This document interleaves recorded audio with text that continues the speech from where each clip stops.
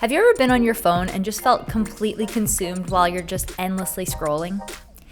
Even after you've put your phone down, sometimes it feels like there's a mental fog that just has you detached or kind of zoned out. I'm like aware that all I do is fucking scroll, you know, but I can't stop. And the other 75% of the time you end it and you just feel like a cloud is over your head. Yeah. Or maybe you've caught yourself comparing your life to a perfect stranger online, only to end up with a lingering feeling of anxiety or self-doubt. Or maybe you're 15 minutes deep in watching stories only to realize, like, who the fuck is this and why do I care? At this point, everybody knows that social media isn't the best for your mental health. And in theory, we know that the modern economy runs on your attention. We know that social media is designed to exploit your neurological responses and use your brain's own dopamine against you. So how can we use tools like social media without having the negative effects outweigh the good? Today I want to talk about why I practice digital minimalism and share some easy tips for how you can too. So I just want to start this out by saying it's been about 2 years since I've started practicing digital minimalism, and in that same amount of time, a lot of other really positive things have started to take effect in my life. Cutting down the time that I was spending on apps has given me a lot more creativity to spend on other things like making videos, reading, drawing, and other things that I find more genuinely fulfilling. As someone with ADD, I can also say that my ability to focus is a lot stronger now, and I don't find myself wasting time the way that I used to. Also, I rarely ever experience any kind of anxiety, and I think that's probably one of the biggest downfalls of the apps. So by practicing digital minimalism, I've been able to take a lot of that energy and focus it inward, which has given me a lot more rewarding stimulation and focus on friends and passion projects and hobbies and things that have been fulfilling in my life. And ultimately, those really make me feel validated instead of relying on a dopamine hit from strangers' attention to get that same type of validation. So what is the definition of digital minimalism? Cal Newport has a book by the same title, and his definition is this: minimalism is the art of knowing how much is just enough. Digital minimalism applies this idea to our personal technology. It's the key to living a focused life in an increasingly noisy world. So basically, how do we reduce the shitty feelings associated with using the apps that we have? Sounds simple enough, right? But when you're in your teens or 20s, there's so much going on that you might not want to miss out. There's also hella platforms right now, and there's this subconscious pressure to keep up with all of them or to stay relevant. But in my opinion, all platforms are not created equal, and they each have their own pros and cons. So the first step in being a digital minimalist is to think about each platform very critically and assess the pros and cons for yourself. After you do that, you can start to decide if using that app regularly is helpful or hurtful to your mental well-being. So let's break it down. I'll start with Instagram. So Instagram is a really good way to stay in touch with personal friends, but I think we all know that Instagram is really dying right now, and that's for good reason. The platform is basically one big advertisement, and it's littered with influencers, and they're all pressuring you to buy some shit that you likely don't need. Okay, I'm scrolling for this video to make B-roll, and every third post has been a fucking ad. Every 3. So in addition to this, the algorithm also sucks for most people, and the content is so overly curated that it's hard for people to show up just genuinely online as themselves. Instagram is also an ecosystem where everyone is both a consumer and a creator. So as a result, everyone is kind of vying for the same attention and engagement. Everyone wants a big following. So that can lead to some weird practices such as like for like, where these micro-influencers basically try to boost each other's posts. And the sad thing about this is when people are trading likes, aren't actually engaging with posts because they genuinely enjoy the content, they're doing it to boost their own vanity metrics and appear more popular than they actually are. It's kind of like a weird business transaction. So that kind of takes the fun out of it when everyone is vying for the same attention. And finally, since advertisers are the platform's #1 priority, the user's preferences come last. So I feel like that makes the overall experience of being on Instagram more negative than positive. Despite not even liking Instagram, I still found myself ending up on it anytime I picked up my phone. I'd catch myself after like 30 minutes of scrolling and be like, how in the fuck did I end up here? I just wanted to check the weather. So as someone with ADD, my brain is already super dopamine driven, And this type of stimulation is like very addictive. So when it came to cutting out social media platforms, Instagram was one of the first to go. The solution was deleting the app from my phone. I really like this practice because I didn't have to delete my account. It wasn't permanent, but not having the button on my phone interrupted the mindless loop of picking up my phone, opening the app, and scrolling mindlessly. So now, when I pick up my phone, I'll stare at it for a minute in the space where Instagram used to be, and I'll be like, oh yeah, I don't actually want to be on my phone, and I put it back down. So when I want to check Instagram, for example, I'll actually have to open it on my computer, which makes it way harder and a shittier experience that's less likely to suck me in. Desktop Instagram, by the way, sucks, which is why it's great. All right, next is Facebook. So unless you're a boomer, you're probably not that into Facebook anyway. There's a ton of decisions that the folks at Facebook have made over the years that have completely destroyed the platform and made it one of probably the most divisive platforms on all of social media. There's a new podcast series out right now called The Facebook Files, and that's definitely worth a listen. So they're basically going through and exposing all of the damaging choices that Facebook executives have been making and lying about to the public, and like, you should see the shit they're doing. Put that on your list of things to listen to. It's very interesting. Anyway, if you want to learn more about that shade, you can go and check that out. But anyway, for these reasons, it was pretty easy for me to cut out Facebook. And although I didn't delete it outright, I don't find myself wasting much time here, so I can pretty much ignore it and then use like Messenger or Marketplace when I need to. All right, so next is YouTube. And if you haven't already guessed, YouTube is definitely my favorite platform of choice. And unlike Instagram, there's a separate ecosystem of creators and consumers. I think this makes a more healthy balance, and the platform is a source of both long-form entertainment and education.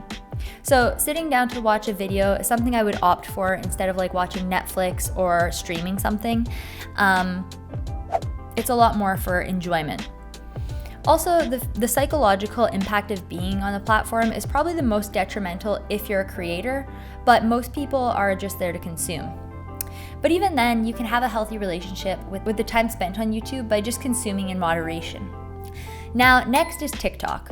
TikTok at this point seems to be the most enjoyed and addictive form of social media. And full disclosure, I've never even personally downloaded it because I know how hard it would be for me to manage and control my use. So personally, I'm not ready to subject my mind to that level of dopamine exposure. And it's not because I don't like it, but rather because I think I'd like it too much, which is why it would be so addictive. Recently, Cody Ko and Curtis Connor were talking about this in a video collab they did, and they summed it up pretty well. How do you feel about TikTok? Like the passing of time.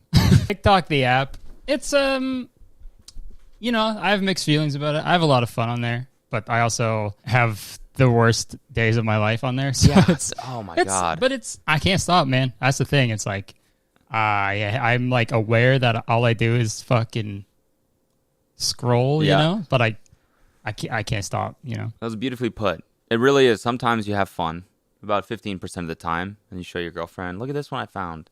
And the other 75% of the time you end it and you just feel like a cloud is over your head. Yeah.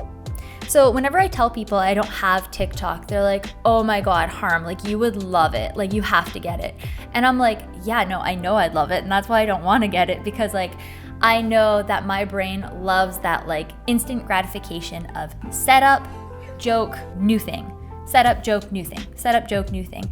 And it's very hard for me to pump the brakes and be like, okay, stop. I don't want to watch this anymore. I want to do something else. Because it's so easy to just get into that loop of sitting back and being like, okay, well, like one more. Okay, one more. Oh, but this one looks funny, one more. And for me, I don't have the personal willpower as a person with ADD to do that. So I have to be intentional. And if you're a Gen Z or you still want to have TikTok, but maybe you just want to have better control of it, here are 3 tips you can use to also have more control over your usage. So the first tip is to just delete the app from your phone. So this means you won't be able to reach for it just any time. And then you can set up some kind of structure. Like maybe you're only going on TikTok on Monday nights for a max of like 2 hours per night or something. Since you don't have the app, you won't just pick up your phone and be like, ooh, I'll just watch one TikTok. You'll have more of a time and a place for it. And then after you've had your 2-hour watch session on Monday night, you can just delete it from your phone again. The second tip is to only watch TikToks through YouTube compilations. So I know this is kind of like abstract, but in this way you're kind of getting the best of the best. Like if you want to watch a bunch of funny videos, you can see the top selected ones all in like a 20-minute span, and then the video ends and you can kind of move on from your day.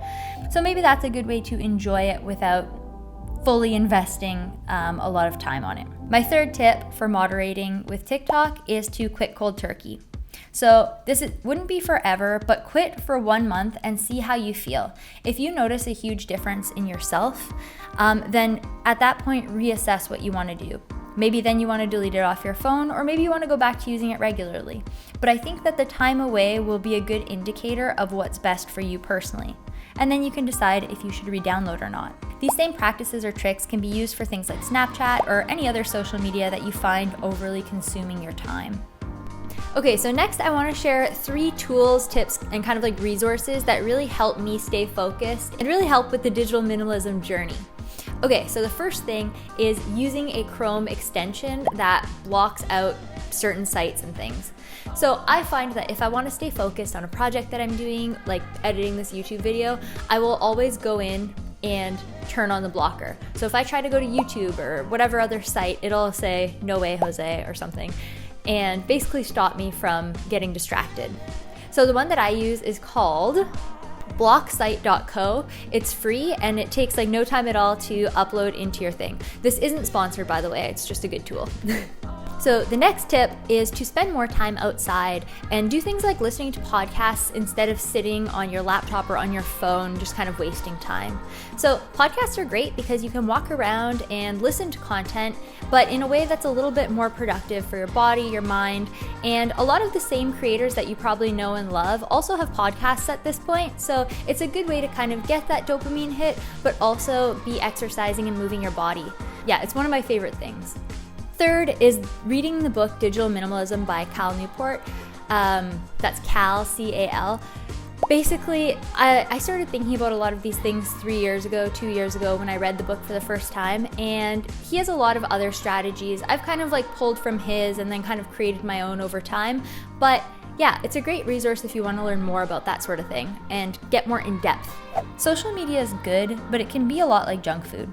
It's delicious and so enjoyable in the moment, but it's just overall not great for your mental health in the long run. And sure, sometimes I feel like a loser for not having TikTok, and I get FOMO, and I feel like I'm missing out on the next big wave of social media, which I probably am, but then I think about all the benefits I've experienced from not having it. I have mental clarity, and I'm happy, and I don't have anxiety, and I have peace of mind, and I feel like the value of that is way more than being relevant or being in on like the latest meme or trend. So will my content go viral and get 1 million views overnight?